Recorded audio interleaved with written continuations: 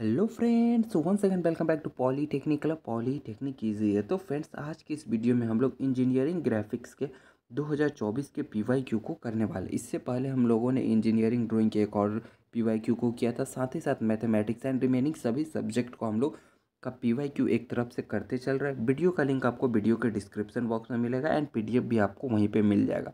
तो चलिए बिना देरी के हम लोग चलते हैं इंजीनियरिंग ग्राफिक्स के पीवाईक्यू पे एंड समझते हैं कि कैसे कैसे प्रश्न पूछे जाते हैं, ताकि आप आने वाले एग्जाम में काफ़ी बेहतर कर पाए दोस्तों। ठीक है, तो दोस्तों अभी आपके सामने डिस्प्ले पे आपको क्वेश्चन दिखाई दे रहा होगा, जो कि आपका 70 नंबर का एग्जाम होता है। यह आपको सेंटर पे जाके एग्ज़ाम देना रहता है, न कि आपके कॉलेज में होगा। आप लोग का सबसे बड़ा यह डाउट था, तो आपको यह एग्ज़ाम देने आपको जाना पड़ेगा। ठीक है दोस्तों, एग्ज़ाम 70 नंबर का रहने वाला है। टाइम आपको जो 3 घंटा मिलता था वो सिमिलर आपको टाइम दिया जाएगा। ठीक है, तो फर्स्ट ऑफ ऑल हम आगे बढ़ते हैं MCQ से। तो MCQ जो आपका रहने वाला है 20 रहने वाला है। देखिए पहला MCQ आपसे क्या पूछा गया है, कह रहा है क्वेश्चन नंबर 1 का ए में कह रहा है the main purpose of drawing instrument is to ensure. कहने का मतलब है ड्राइंग उपकरणों का मुख्य उद्देश्य तकनीकी चित्र बनाते समय डैश और डैश सुनिश्चित करना है।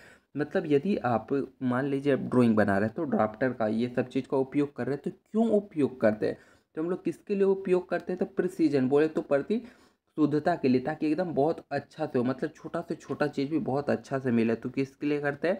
तो प्रिसीजन के लिए। एंड सेकेंड चीज जो दूसरा किसके और किसके लिए? तो दूसरा हमारा एक्यूरेसी, कि हमारा एक्यूरेट बने।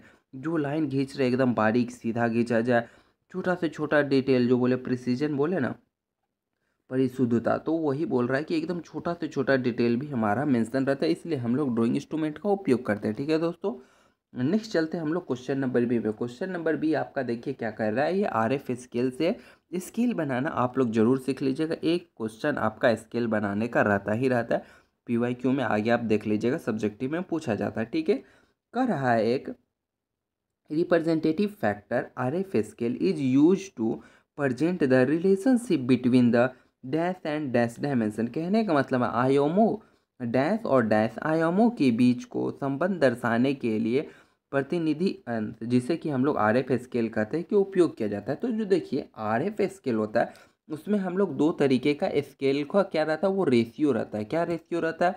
अब आप बोलिएगा दो तरीके का स्केल, तो ध्यान दीजिए। एक तो आप जो ड्राइंग पे बना रहे हैं, मान लीजिए यह आपका पेपर है, तो यहाँ पे आप ड्राइंग पे बनाइएगा तो कुछ इसका ड्राइंग, मान लीजिए यहाँ पे आप घर बनाए, ठीक है, तो इसका तो कुछ और लेंथ होगा ना ड्राइंग पे। ठीक है, एंड जब ये एक्चुअल में यहाँ घर बनेगा तो ये इसका लेंथ तो अलग होगा। यानी क्या है, आपके पास दो लेंथ है, एक एक्चुअल लेंथ है, एक हमारे पास क्या है, ड्राइंग लेंथ है। ये ड्राइंग वाला हो गया, यह आपका एक्चुअल लेंथ हो गया। तो ठीक है, तो हमारा जो RF स्केल कहता है, बोले तो हमारा रिप्रेजेंटेटिव स्केल जो हमारा RF फैक्टर जो है ये हमारा is equal two divided by किसको, तो ड्राइंग स्केल जो हमारा ड्राइंग लेंथ है हमारा, बोले तो ड्राइंग लेंथ DWG जो हमारा लेंथ है, डिवाइडेड बाई एक्चुअल लेंथ जो हमारा ये बिल्डिंग का लेंथ है, उसको एक्चुअल लेंथ से हम लोग डिवाइड कर देंगे।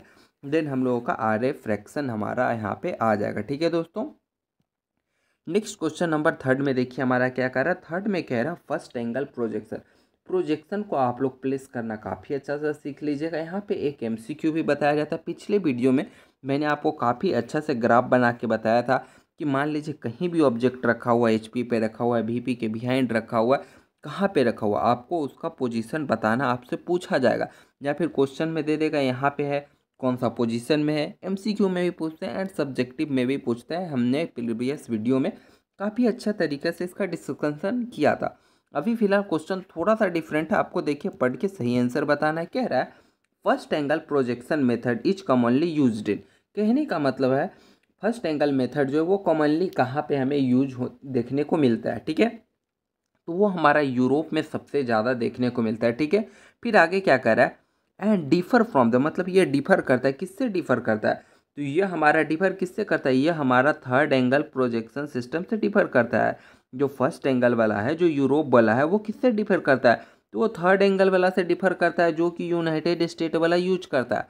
मतलब एक यूरोप वाला यूज करता है, तो कौन सा कर रहा था, तो वो फर्स्ट एंगल प्रोजेक्शन सिस्टम कर रहा था। ठीक है, लेकिन जो हमारा ये डिफर है, तो फर्स्ट वाला किससे डिफर है, तो वो हमारा थर्ड एंगल प्रोजेक्शन सिस्टम से डिफर है। एंड इसको कौन यूज करता है, तो इसको यूनाइटेड स्टेट वाला हम लोग यूज करते हैं, जिसमें मैंने आपको HP क्या होता है, VP क्या होता है, ऑब्जेक्ट कहाँ रखना होता है, ये मैंने आपको बता रखा था ना दोस्तों, वही वाला है। क्वेश्चन नंबर डी में देखिए आपसे क्या बोला गया है, कह रहा है orthographic projection represent a 3D object in 2D using a multiple dash to show its true. कहने का मतलब है जो हमारा ऑर्थोग्राफिक है वो क्या बताता है, वो भैया हम लोगों का 2D ड्राइंग बताता है, ये आपको ऑलरेडी पता है। तो कह रहा है कि ऑर्थोग्राफिक प्रोजेक्शन में हम लोग 3D जो ड्राइंग रहता है, जैसे घर तो मान लीजिए 2D, आपका कागज़ पे तो घर बनेगा नहीं, घर मान लीजिए आप ऐसे बना दिए, ठीक ना, तो क्या घर ऐसे ही रह जाएगा, नहीं ना, वो पेपर पे बनेगा ना। तो ये जो 3D का जो डाटा है, ये 3D वाला डाटा क्या 2D एक पेपर पे बनाया हुआ रहता है ना। तो बोल रहा है कि ऑर्थोग्राफिक एक ऐसा हमारा मतलब बोले तो रिप्रेजेंट करता है जिसमें वो 3D को क्या रहता है हमारा 2D में कैसे करता है। तो कह रहा है यूजिंग मल्टीपल, क्या मल्टीपल, अब आप सोचिए जब आपको एक सब डाटा एक ही पेज में हटाना होगा तो आपको क्या करना पड़ेगा, उसका अलग अलग व्यू देना होगा कि इधर टॉप व्यू से देखिएगा तो घर ऐसा दिखेगा, बैक व्यू से देखिएगा इधर ऐसा दिखेगा, फ्रंट व्यू से ऐसा दिखेगा, साइड व्यू से ऐसा दिखेगा। तो इसमें क्या रहता है मल्टीपल व्यूज़ रहते हैं, यानी बहुत सारा views, top view, front view, back view, side view रहता है, ठीक है। एंड क्या रहता है उसका डायमेंशन, एंड उसका ट्रू डायमेंशन जो यहाँ पे ड्राइंग में लिख देगा सेम वही यहाँ पे बनेगा, ठीक ना। अब ऐसा ना कि ड्राइंग में बोलेगा अरे इतनी वो घर इतना में, तो जो मैंने आपको स्केल बताया ना उसी स्केल से ड्राइंग में इतना रहता है, इसका जब एक्चुअल मीनिंग निकालेगा, जब हम लोग एक जो स्केल को कन्वर्ट करेंगे देन हमारा ऑटोमेटिक इसका एक्चुअल लेंथ हमारा बन जाएगा। तो 3D से 2D में हम लोग कैसे कन्वर्ट करते हैं, तो क्या रहता है कि उसका मल्टीपल व्यू दिया रहता है विथ एक्चुअल डायमेंशन, सबका एक्चुअल डायमेंशन हमारा लिखा रहता है, ठीक है दोस्तों। तो डायमेंशन हमारा उसका दिया रहता है, सही ट्रू डायमेंशन बोलेंगे इसको, ठीक है। नेक्स्ट क्वेश्चन देखिए आपका स्केल वाला आ गया, जो मैंने अभी आपको स्केल के बारे में बताया वही स्केल है। देखिए कह रहा है in large scale are use when the actual object is smaller than the drawing. कहने का मतलब है कि हम लोग क्या करते हैं, इन लार्ज स्केल को हम लोग यूज करते हैं, कब यूज करते हैं, when the actual object is smaller than the drawing. तो जी हाँ यह बात हमारा ट्रू है। अब देख लीजिए इन लार्जर स्केल होता क्या है, तो देखिए स्केल अभी हम लोग आपको बता रहे हैं दो तरीके का, एक इन लार्जर कहने का मतलब है उसको बड़ा करेगा, ठीक है। दूसरा हमारा है क्या है, दूसरा हमारा है रिड्यूस स्केल, ठीक है, जो क्या करेगा छोटा करेगा। इससे याद रखिए रिड्यूस कम, इन लार्ज क्या करेगा बड़ा। अब आप एक एग्जाम्पल देखिए, जैसे मैंने आपको बताया कि घर बना रहे, तो घर तो बहुत बड़ा रहता है लेकिन हम लोग उसे एक ड्राइंग शीट में बना देते हैं, तो क्या हम इसको इनलार्ज कर रहे हैं या रिड्यूस कर रहे हैं, तो यहाँ पे हम लोग रिड्यूस कर रहे हैं, ठीक है। अब आपको समझ में आ रहा है कि घर बड़ा है लेकिन ड्राइंग में हटाने के लिए हम लोग स्केल को छोटा किए, स्केल कन्वर्ट करना आपको आता ही होगा, ठीक है। तो यहाँ पे हमने क्या किया रिड्यूस किया, ठीक है। अब आते हैं सेकेंड चीज़ पे, एक और चीज़, अब यहाँ पे बात आ रहा है इनलार्ज, भैया ये इनलार्ज है क्या, तो अब आप ध्यान दीजिए यदि आप मोबाइल बना रहे हैं तो उसका भी कोई सर्किट का डायग्राम होगा ना, आप इमेजिन करने की कोशिश कीजिए, ऐसी कोई थोड़ी ना लगा दे रहा, उसका भी डायग्राम ड्राइंग तो होगा ना।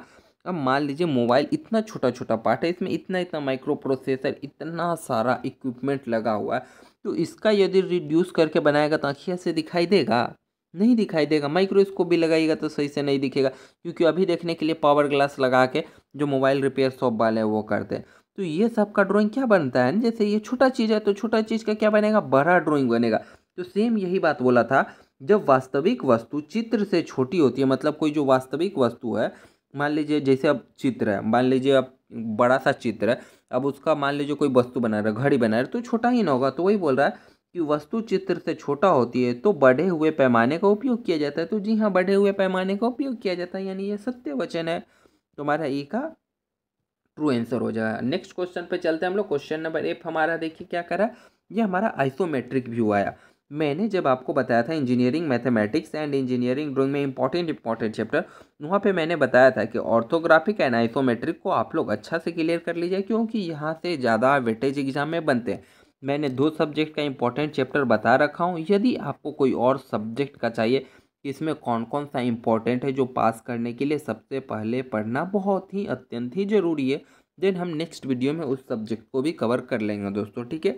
फिलहाल इस प्रश्न का आंसर आप लोग जल्दी से बताइए, क्या कह रहा है, in isometric projection the object axis are drawn at 90 degree angle to each other. तो जी नहीं भैया, आइसोमेट्रिक में हमारा क्या रहता है 90 डिग्री पे हमारा नहीं रहता है, एक्सिस इसमें हमारा 30 डिग्री पे रहता है। मैं इसका एक फ़ोटो आपको व्हाट्सएप ग्रुप में शेयर भी कर दूंगा कि जो हम लोग आइसोमेट्रिक जिसमें हम लोग 3D वाला व्यू बनाते हैं वो किस में रहता है हमारा, वो हमारा रहता है दोस्तों 30 डिग्री के एंगल में, एंड तीनों को जब मिलाएंगे हम लोग लेंथ ब्रेथ हाइट, तो ये कितना 120 डिग्री हमारा बनाता है, ठीक ना, न कि हमारा 90 डिग्री बनाता है, ठीक है। तो ये आपको याद रहना चाहिए। इसका मैं डायग्राम भी दिखा दूंगा जिससे कि आप लोग को याद हो जाएगा कि कैसे रहता है हमारा एक दूसरे से एक्सिस जो एंगल रहता है हमारा कितना पे रहता है, ठीक है। तो आप लोग ग्रुप जरूर विजिट कीजिएगा। क्वेश्चन नंबर जी में आपसे बोला गया है, isometric projection are primarily use to converting the orthographic view into 3D view.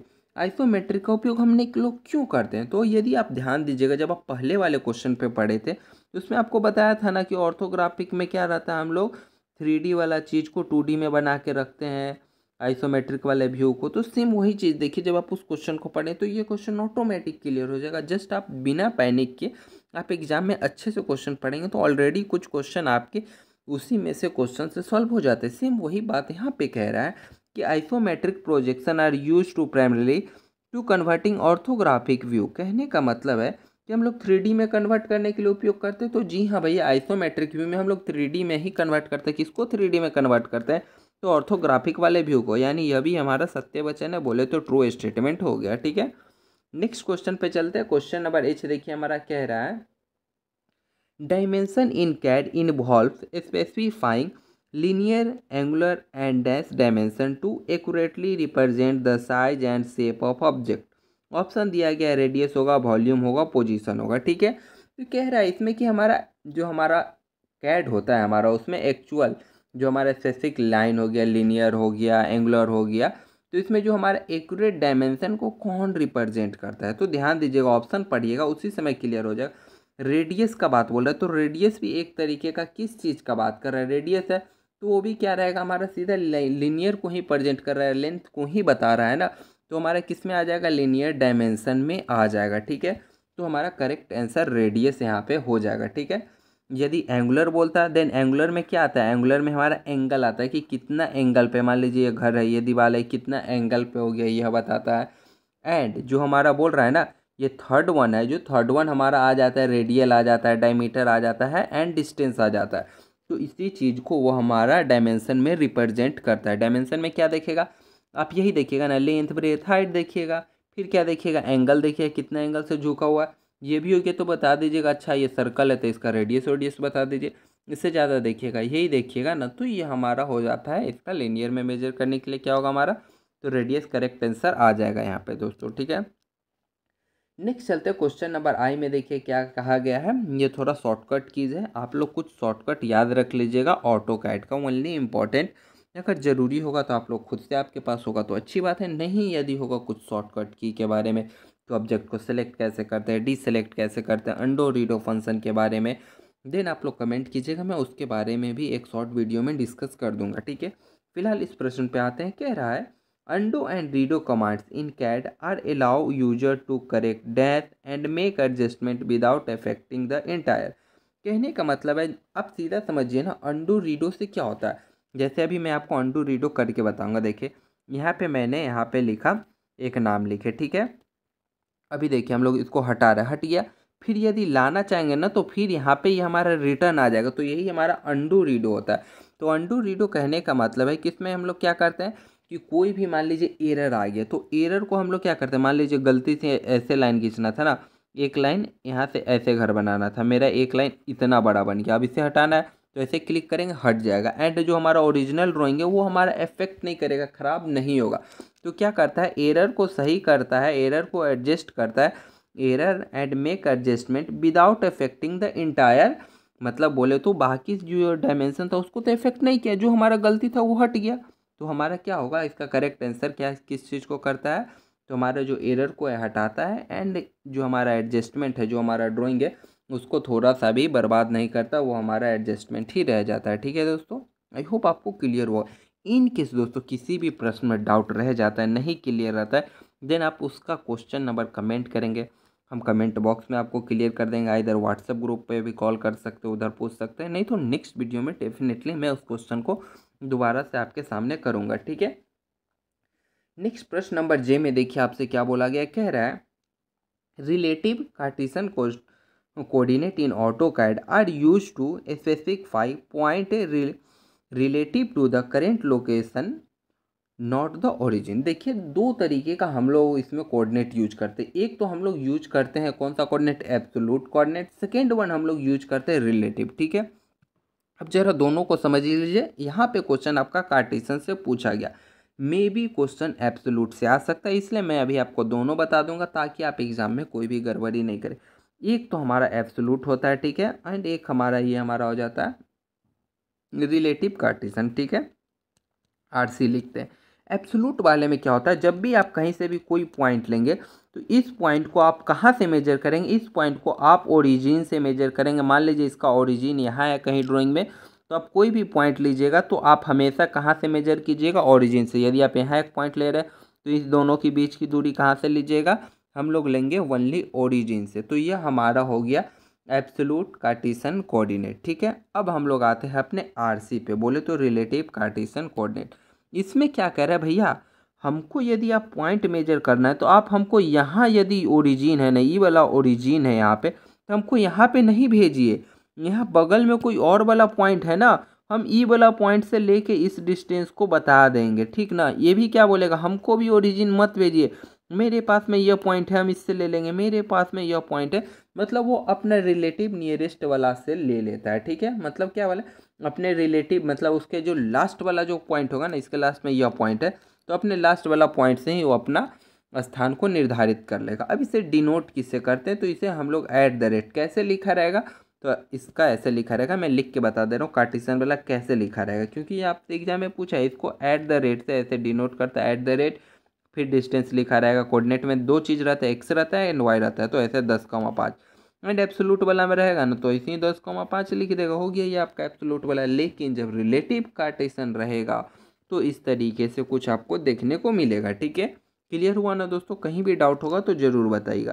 तो हमारा एमसीक्यू क्लियर हो गया। बाकी ये आपका 4 नंबर का क्वेश्चन है।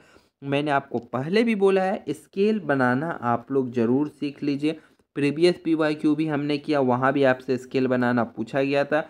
ये दूसरा पीवाईक्यू आज हम लोग कर रहे हैं, इसमें भी आपका स्केल बनाना पूछा गया।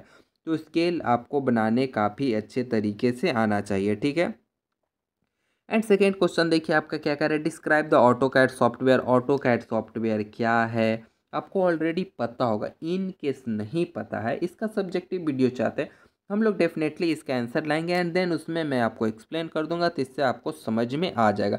मैंने एमसीक्यू कराते वक्त भी बोला कि ऑटोकैड का थोड़ा सा सॉफ्ट क्या पढ़ लीजिएगा, सॉफ्ट शॉर्टकट कीज पढ़ लेना है, एंड ऑटोकैड का यूज पढ़ लेना है, मतलब ये किस तरीके से अपना रोल निभा रहा है आज के करेंट मॉडर्न हमारा जो बिल्डिंग बन रहा है उसमें ऑटोकैड का क्या रोल आ रहा है। तो इस तरीके का थोड़ा पढ़ लीजिएगा कि कैसे रोल को बता रहा है। ये इंपॉर्टेंट क्वेश्चन है, प्रीवियस ईयर में इससे पहले भी पूछा जा चुका है, तो रोल थोड़ा पता होना जरूरी है।